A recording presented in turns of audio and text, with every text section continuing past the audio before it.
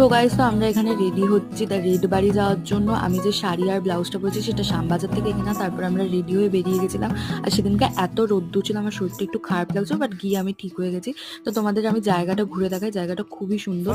আমি যতটা পেরেছি ভিডিও করে দেখানোর চেষ্টা করছি, তোমরা একবার গিয়ে ঘুরে আসতে পারো। তারপর আমরা খাবার অর্ডার করে ভিতরে বসেছিলাম, আমি কয়েকটা ভিডিও ক্লিপস নিলাম। মোটামুটি ভালো ছবি উঠেছে, তো সেগুলো আমি আস্তে আস্তে পোস্ট করবো। তো আমরা অর্ডার করেছিলাম হচ্ছিল ভিয়েতনামিজ আইস কফি, আর একটা নাম আমার এক্সাক্ট মনে নেই। দেন একটা ফিশের আইটেম ছিল, আর হোয়াইট সস পাস্তা ছিল। খাবারের টেস্ট খুব ভালো ছিল, আমার খুব পছন্দ হয়েছে।